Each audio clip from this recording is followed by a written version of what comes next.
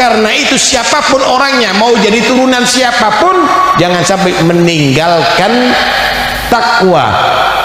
La tatrukit taqwa tikalan ala nasab, hanya karena mengandalkan nasab. Emangnya kalau bapak makan anaknya akan kenyang? Enggak, kecuali kalau makan seperti bapaknya.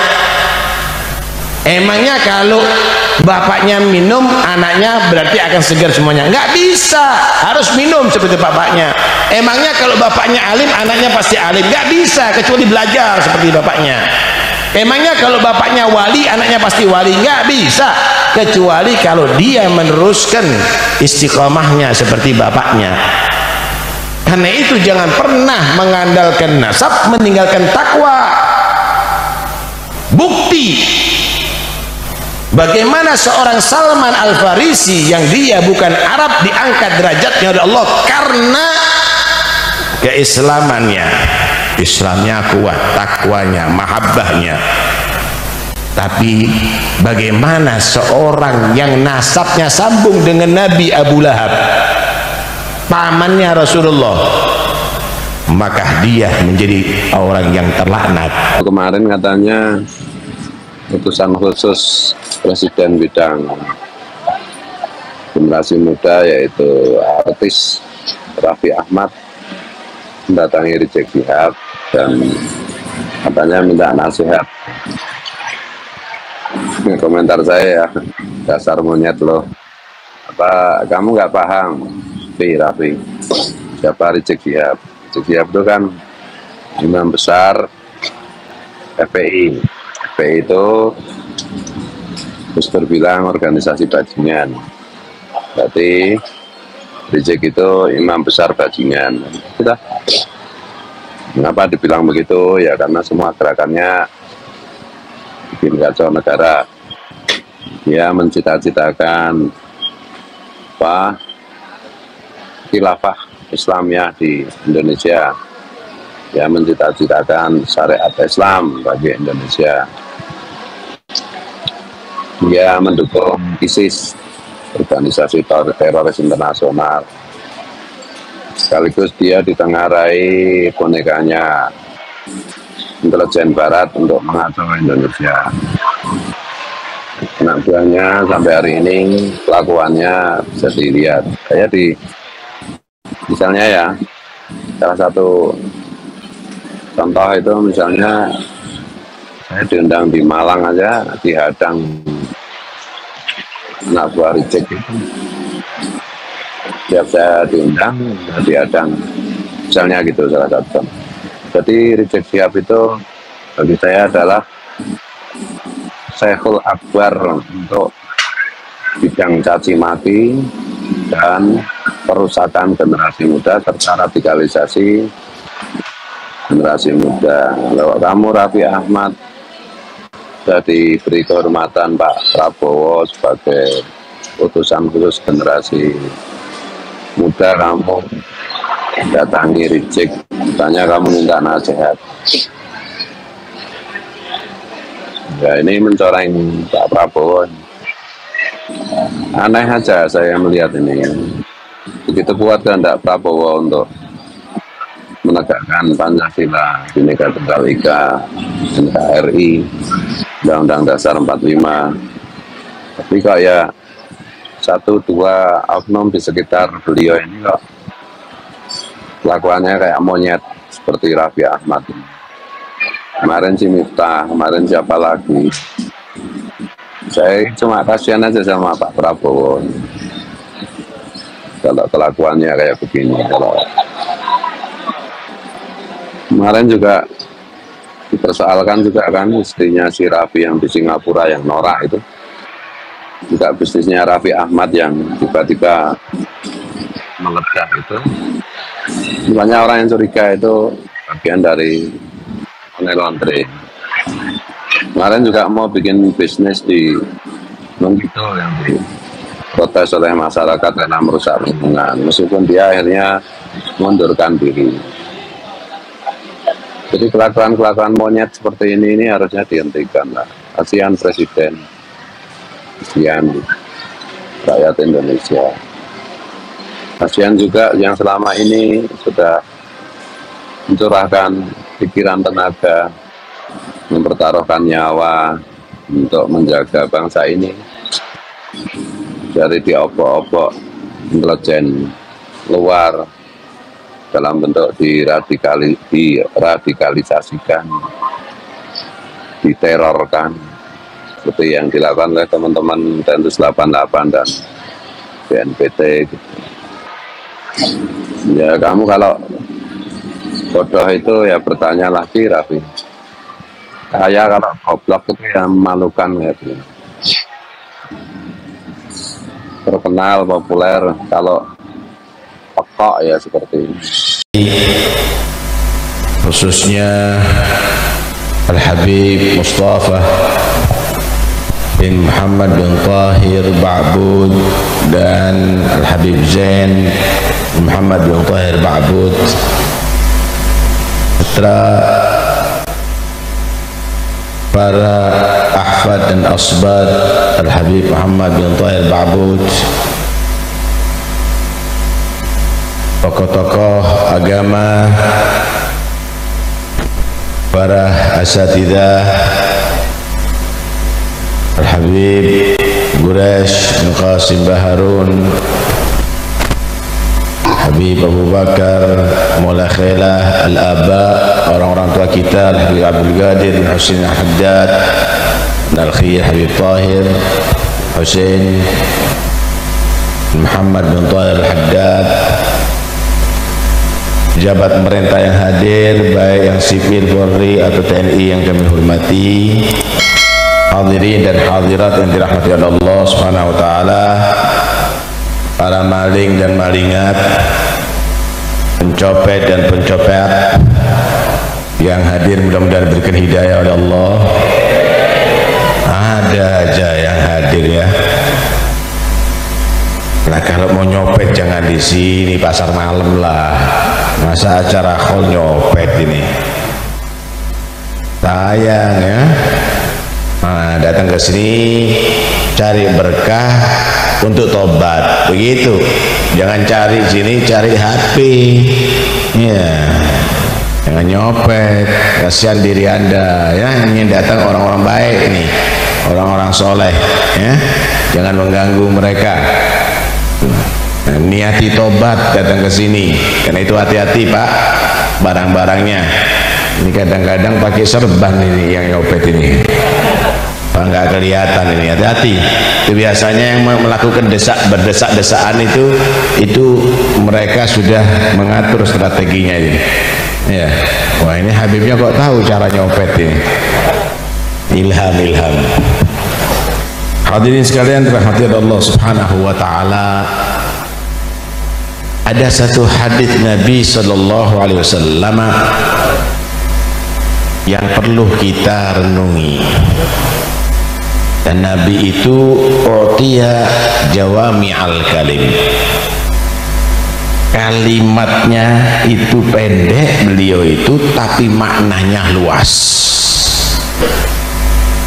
Bunyi hadisnya gini, al-mu'min mir'atul mu'min. Al-mu'min mir'atul mu'min. Kalau dijabarkan, ini mempunyai 4 makna. Al-makna al-awwal, annal mu'mina yara fi akhihi al-mu'mini akhlaqan hasanah fayaktadi bihi fiha, wa yara fihi akhlaqan sayyi'ah faya'lam anna fi nafsihi amthalaha fayutalibu nafsahu bi'imatatiha wa takhalli anha. Orang mukmin itu cermin orang mukmin. Artinya melihat orang mukmin yang di dalamnya adalah akhlak-akhlak yang bagus. Orang soleh nih akhlaknya bagus, istiqomah, ibadahnya, karamnya, sifat-sifat yang baik terkumpul sama dia, maka dia ngikuti. Orang mukmin itu adalah cermin orang mukmin. Nah, kita sekarang ini di muka cermin Al-Habib Muhammad bin Thahir Ba'bud diceritakan bagaimana tadi akhlaknya, tawaduknya, pegangan terus dengan syariah, nggak mau ngelepas walaupun udah jadi wali, nggak ngelepas syariat. Ini yang belum wali kadang-kadang udah ngelepas syariat nih, walaupun udah jadi wali nggak ngelepas syariat.